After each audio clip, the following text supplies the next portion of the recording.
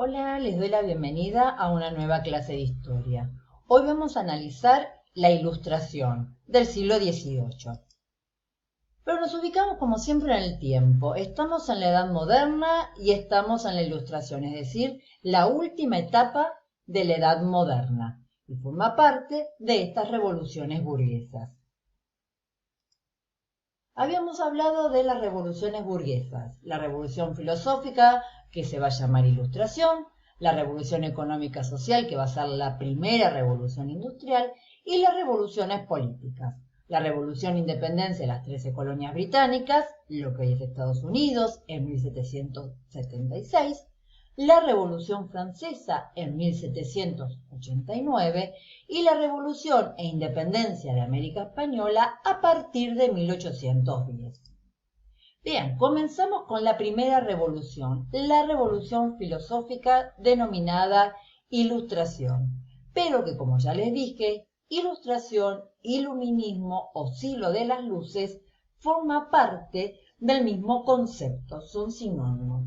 Y el concepto de ilustración no hace referencia al dibujar, sino a iluminarse. Y cuando ellos hablan de iluminarse, están hablando de educarse, aprender nuevas cosas y aprenderlas a partir del razonamiento. Entonces, ¿cómo podemos definir a la Ilustración, al Iluminismo o siglo de las luces? Como un movimiento filosófico nacido en Francia a mediados del siglo XVIII, pero que rápidamente se expande por Europa y por América colonial. Los distintos filósofos, los pensadores, proponen un conjunto de nuevas ideas a base de la razón, condición que es común para todos los hombres. Recuerden que estamos saliendo de la revolución científica del siglo XVII, donde se utilizaba la razón para descubrir distintas leyes, para inventar distintos aparatos. Entonces, esto que en el siglo XVII se aplicaba en el conocimiento científico, ahora se va a aplicar a las ideas económicas, políticas, sociales. El hombre y la naturaleza se convierten en el estudio de estos filósofos. Van a ir apartándose del estudio centrado en la figura de Dios. Entonces, si vemos las características generales de la Ilustración, podemos ver justamente el racionalismo, o sea, la confianza que hay en la razón humana. El hombre es capaz de pensar, de razonar, de deducir. Por eso nuevamente tenemos este concepto de antropocentrismo, el hombre. El hombre es capaz de pensar. La naturaleza, ¿esto qué hace? La naturaleza desplaza a lo divino. La naturaleza desplaza lo sobrenatural. Por lo tanto, estos pensadores van a criticar todo aquello donde la figura de Dios sea lo predominante. Plantean la libertad de pensamiento, porque si no tenemos libertad de pensamiento no podemos pensar. Una actitud crítica hacia el absolutismo, porque el absolutismo se basaba en la idea de que Dios había otorgado ese poder divino a los reyes. Por supuesto, el laicismo. ¿Eso qué quiere decir? Que la religión no debe participar. Entonces, estos pensadores, filósofos, van a presentar el concepto de tolerancia de religiosa, respetar la religión de cada una de las personas y que cada persona tenga la posibilidad de elegir o no una religión. Ellos van a empezar a tener fe en el progreso, una concepción optimista del futuro del hombre. El hombre, en la medida que pueda razonar, siempre va a ir avanzando y progresando y siempre para mejor. Y obviamente van a estar preocupadas por la educación, porque si a las personas no se las educa, no van a poder razonar, no van a poder entender la naturaleza, no van a tener la posibilidad de progresar siempre para un estado mejor. Para ellos es fundamental la educación para poder progresar. A nivel político, la Ilustración parte de la premisa de criticar las explicaciones religiosas o sobrenaturales. Y ahí pasamos a la primera deducción. ¿Van a rechazar las monarquías absolutas de origen divino? ¿Por qué el rey va a tener poder divino? Entonces, frente a esta crítica a las monarquías absolutas de origen divino, van a proponer otras cosas. Desde el punto de vista de formas de gobierno, van a proponer las monarquías parlamentarias, es decir, que hay un rey, pero el rey está limitado por el parlamento donde hay representatividad de distintos grupos. También van a proponer las monarquías constitucionales. ¿Qué quiere decir?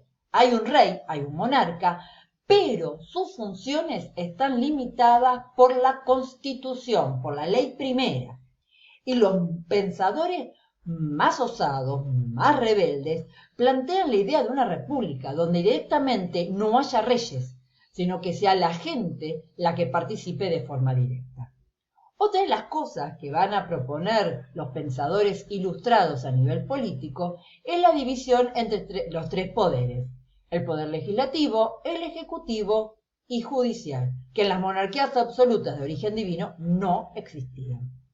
Hablan de las libertades individuales, fundamental, ahora nosotros gozamos de estas libertades individuales, como por ejemplo la libertad religiosa, la libertad de expresión, la libertad de la propiedad privada, la libertad de tránsito, la libertad a que no sea nuestro correo violado. ¿Sí? Bien. Otra de las cosas que van a proponer es la elaboración de una constitución donde se organicen las formas de gobierno y quede establecido cuáles son las libertades y de los derechos de las personas. Y hablan de respeto a la voluntad popular, que la gente participe de sus gobiernos. ¿Cuáles van a ser los representantes con las ideas políticas? Por un lado tenemos a Locke, que es inglés, que en su libro Dos tratados sobre el gobierno civil, lo que propone es la división entre poder legislativo y ejecutivo. Pero el filósofo Montesquieu, que es francés, en su libro El espíritu de las leyes, va más allá.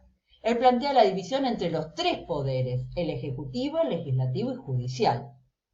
Otro de los pensadores políticos de la Ilustración va a ser Rousseau, con el contrato social. Si bien Rousseau es suizo, tiene una gran importancia dentro de lo que va a ser el pensamiento ilustrado de Francia.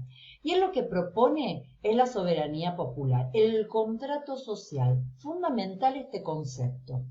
¿Qué plantea Rousseau? Rousseau dice que el poder es de la gente y que la gente le da ese poder a la autoridad.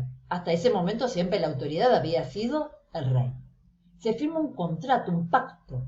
Si esa autoridad no cumple con lo pactado, la gente se puede rebelar exigiendo que se cumpla.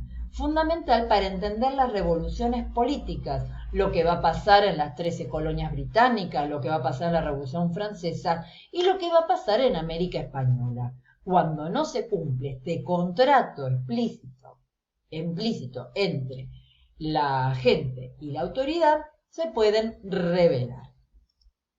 Por otro lado tenemos a Voltaire. En su diccionario filosófico va a proponer la tolerancia religiosa. Y si existe la monarquía, porque él es partidario de una monarquía, la monarquía tiene que estar al servicio del pueblo, de la gente, no viceversa, no el pueblo para atender al rey.